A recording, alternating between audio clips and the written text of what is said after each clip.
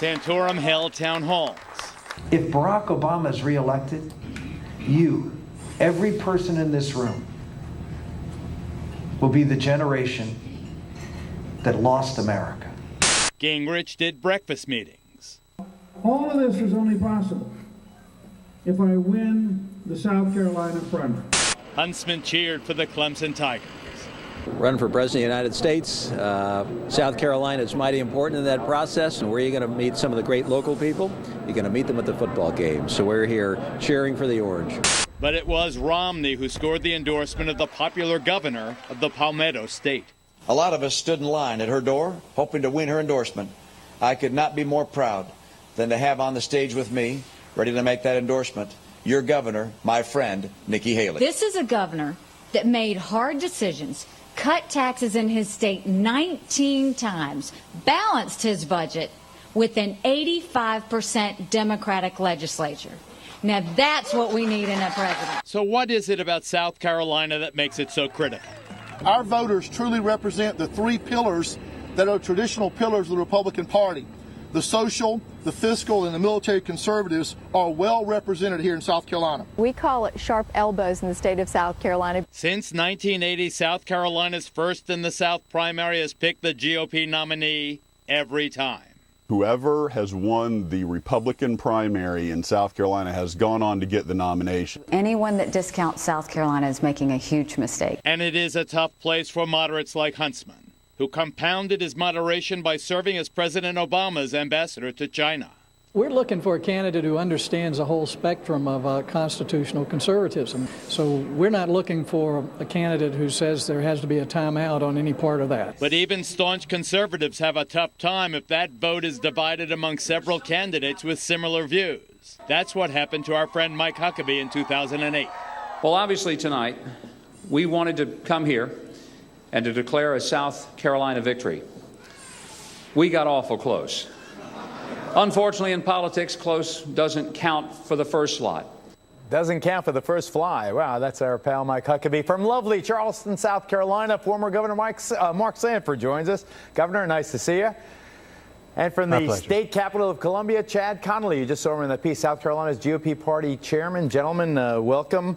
So you have Romney finishing fourth back in 2008. That's a fate that he seems sure to avoid this time. Let me go over these polls in a hurry. Real Clear Politics has him, that's the compilation of all the polls, that has him up by double digits with 31%, more than 31% of the vote, with Santorum and Gingrich essentially tied for second, while Public Policy Polling has the race tighter with the second place finishers swap, with Gingrich edging Santorum, still a couple of weeks away. Governor Sanford, do you worry that I don't know who you're endorsing. First of all, have you endorsed anyone?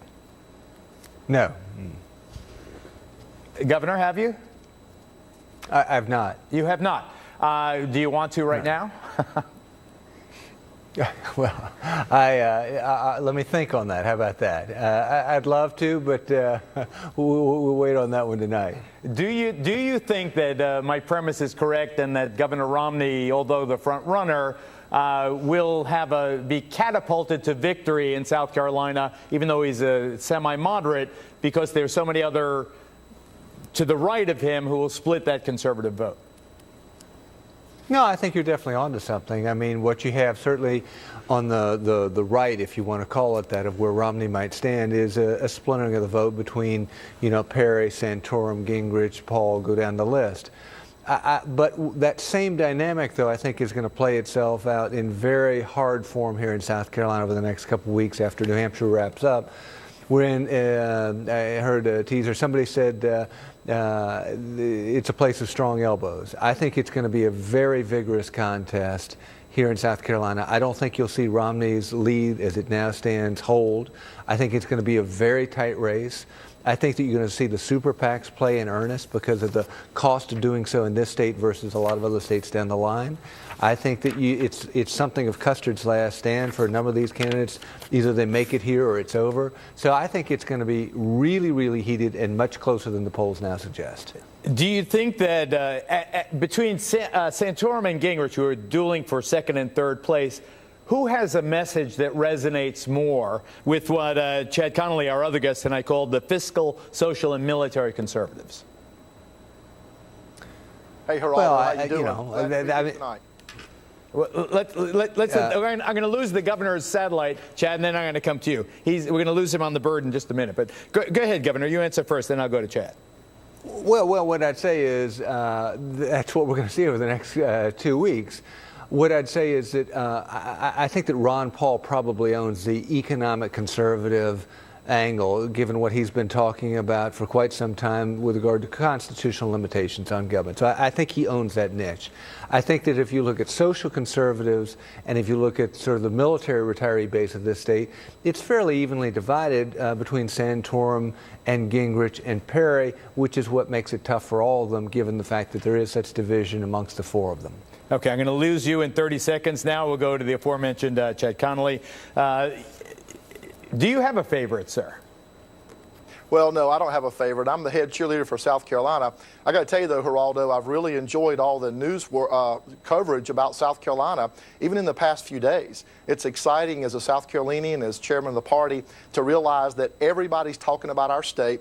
Everybody in the media, the candidates, and the nation, and indeed the world, knows that the decision will be made right here in South Carolina in the next 12 days. It is extraordinary how absolutely reliable South Carolina Republicans have been in picking the national candidate, Chad, but we're going to talk much more about that on the other side of the break. And Governor, thank you. Nice to see you again. But stand by, folks. We have a lot more politics right after this short commercial message. Stay with us.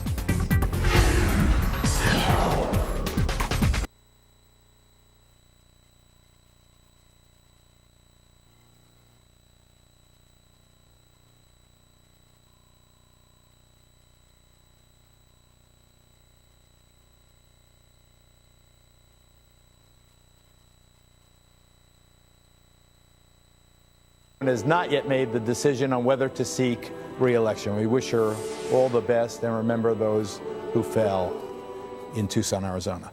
Continuing our political coverage now with State GOP Chairman Chad Connelly, with Kellyanne Conway, and with my friend Congressman Michael Grimm. So why do you think, Chad, that South Carolina is so predictive? Why is it? It's different than the rest of the nation in many ways, and yet it is so, so spookily reliable. And I trust you'll keep your streak intact this time. Oh, yeah. Look, I really think that, and maybe we've been lucky for a little bit of this, but now we've got a 30-year track record. And I really think it has the most to do, Geraldo, with the fact that we've got a good blend of the Republican base. We've got a great representation of the social conservatives and the fiscal conservatives, the military conservatives. So we maybe make up the best blend of the party of any state that happens early. And let's face it, candidates can get around our state and campaign. They can go to every corner, every nook and cranny. They can go to the diners, and they can really connect with voters here, and it's an inexpensive state to campaign in on television as well. But you mentioned the social, the fiscal, and the military conservatives. Mitt Romney is none of those, and yet he's the front runner in South Carolina, according to these polls. Well, you know, Governor Romney came here a few years ago, and he was the quote-unquote conservative alternative of John McCain. So I think that whole paradigm may have shifted because there's certainly a movement going on right now for Governor Romney. But I believe the next 12 days will tell the tale, and I also believe that anybody can win in this state if they get here and they campaign and really get to know our voters. Congressman Michael Grimm, who's backing the governor, do you think that he can sustain this momentum into a state like South Carolina, assuming he does well in New Hampshire, which is his neighboring state? He has a vacation home there and all the rest of it.